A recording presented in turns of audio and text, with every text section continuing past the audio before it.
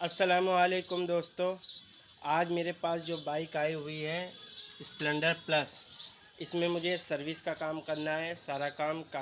और यहाँ पर मीटर केस टूट गया है, ये भी हमें रिपेयर करना है।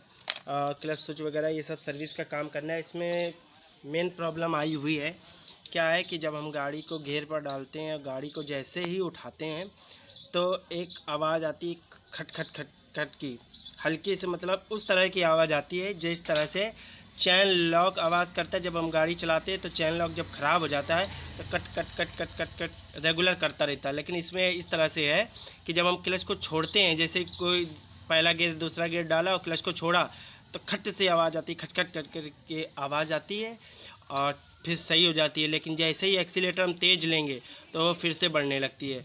तो हमें उस काम को भी करना है। और ये प्रॉब्लम किससे आती है मैं आपको आगे दिखाऊंगा।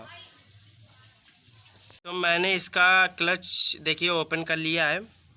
ये क्या प्रॉब्लम थी मैं आपको दिखाता हूँ। ये देखिए जो क्लच हाउजिंग मैंने ओपन की हुई है, तो इसके ये यहाँ पर देखिए आप, ये जहाँ पर मैंने ये उंगली लगाई, ये देखिए ये गड्ढे पड़ गए हैं,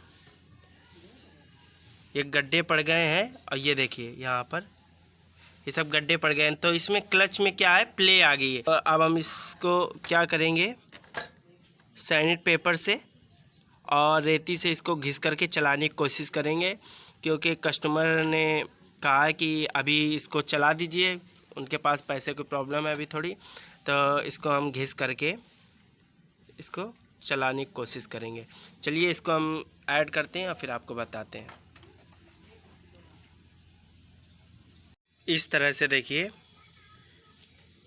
ये आपको दिख रहा होगा, इस तरह से इसको, ये देखिए हमने इसको घिस दिया है अच्छे से, इसके सारे नक्के सारे तरफ, ये देखिए आप यहाँ पर, ये सारे इस तरह से हमको घिस लेना है और फिर उसको इसी तरह से क्लच को फिट कर देना है। यहाँ पर ये बुश लगा लेना है।